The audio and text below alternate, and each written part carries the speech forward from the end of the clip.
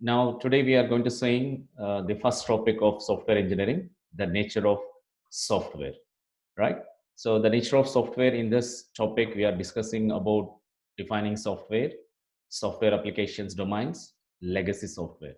All these three subtopics will comes under the nature of software. Okay, so we are going to be seeing all these three subtopics in this today class. Let me start with first one, defining software. Defining software is already we have learned the definition of software and how the software engineering playing a dual role in software, like one is product, another is vehicle. Now, a software can be defined as in three categories, or we can say as in the three parts. One is the instructions, one is the instructions, second one data structures, third one document.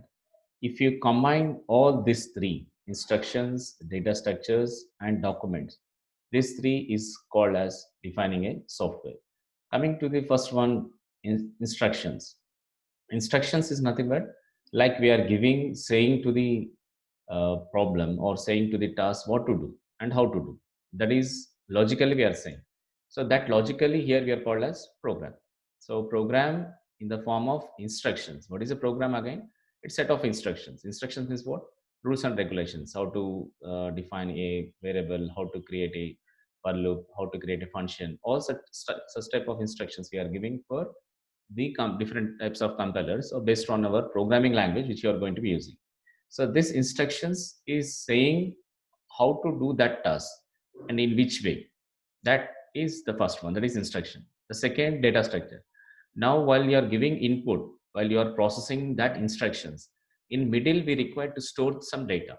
So we require some structure of data in the sense depends on our input, the structures will be vary. For example, if you are giving the input of students input, the structure look like as name, roll number, age, marks, like this. If you are giving the input as the phone pay transaction, for example, the structure look like as the sender account number, the receiver account number, amount, how much amount you are going to transferring, remarks, like this. The structure will be for transferring a phone pay transaction. In the same fashion, for different inputs, we require different data structures.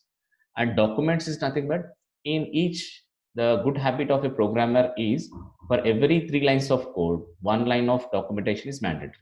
For every 3 lines of code, 1 line of documentation is mandatory. So this upcoming 3 lines in your total, for example, if you have 100 lines of code, for every 3 to 4 lines, if you give a comment, if you give a comment what the next upcoming 3 4 lines of code will do. This is the function for addition, this function is for performing a transaction, this function is performing for calculating the device details, or this function, this or this lines of codes do for calculating the grades of a particular student.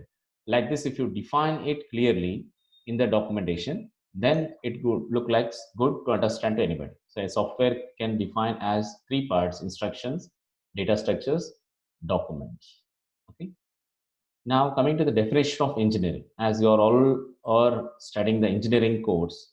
Now engineering is an simple, we can say that, application of science, tools, and methods. Why we are using this science, tools, and methods? To give a solution for a particular problem. Just this optimized solution, an effective solution you are giving for a particular problem. So how you are giving that solution is you are applying the science, tools, and methods to solve a particular problem. So that is called as engineering. In simple way, a systematically solve a particular problem, give a solution for that is called as engineering. Now coming to that, just now we have studied in the previous slide software. Now here we are studying engineering. Now if you combine that two, software, engineering, so both are called as software engineering. So software can be defined as instructions, data structures, document, whereas engineering defined as science, tools, and methods. Now combining these two and defining a definition for software engineering. A software engineering is defined as systematic, disciplined, quantifiable approach. You are using a systematic, disciplined, quantifiable approach you are using These are the three different keywords you are using in the definition of software engineering: systematic, disciplined, quantifiable approach. For what purpose you are using this approach? For the development, operation, and maintenance of software. So you are going to be using this approach, systematic, disciplined, and quantifiable approach, for the development, operation, and maintenance of software. So these are the three where in the previous talks about the total: systematic, discipline, quantifiable deals with the software, and developing, operation, and maintenance deals with engineering. In simple way, the definition of software engineering can say as application of engineering to software. That's what a simple definition: application of engineering to software. So you are applying an engineering to software. That's all. It's called as software engineering. Or else a proper definition, standard definition is systematic, disciplined, and quantifiable approach for the development of operation, for the development, operation, and maintenance of software. Clear? Now, coming to the characteristics of software. So we have three different characteristics for a software. One is developed or engineered. Develop is nothing but a software can be developed, a product can be manufactured, a product can be engineered. A software is a develop or engineer in the sense, if you see the point, it is not manufactured in the classical sense. It is a develop. It is not a manufactured thing. Software is not a manufacturing.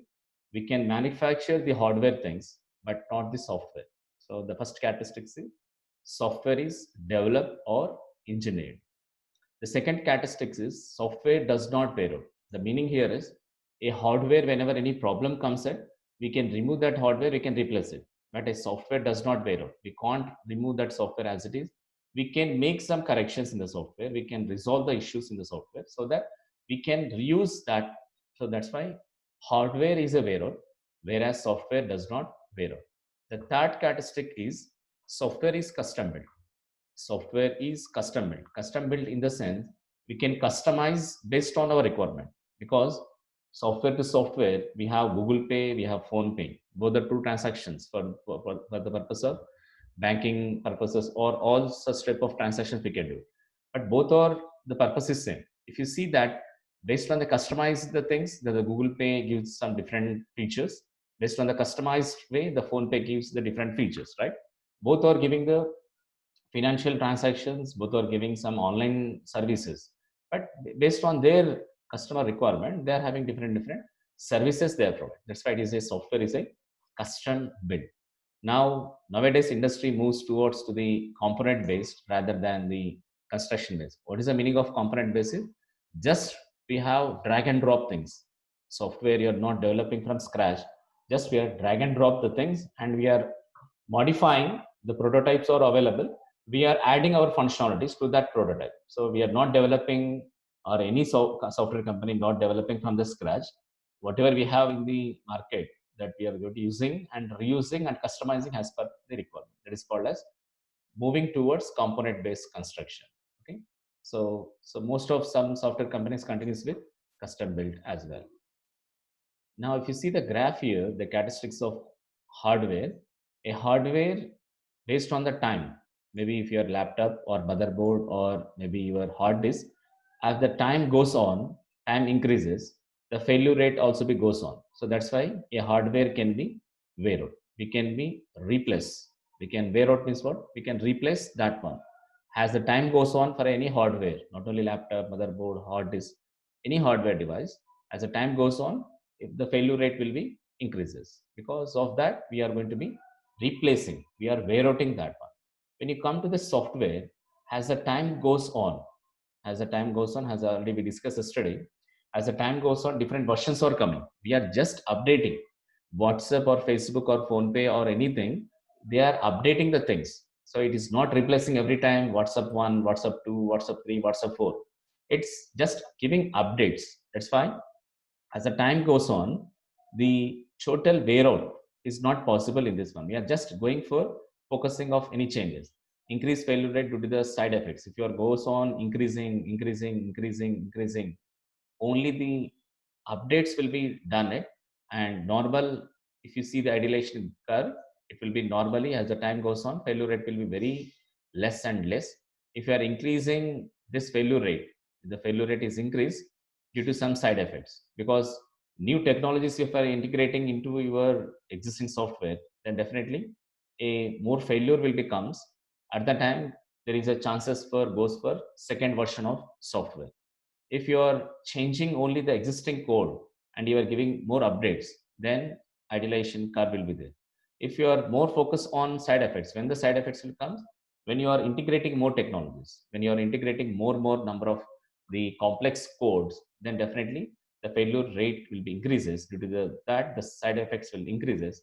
Due to that, the actual graph curve will be goes like this in a higher manner. At that time, we need to go for second version of software.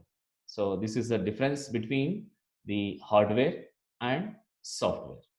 Okay, hardware and software.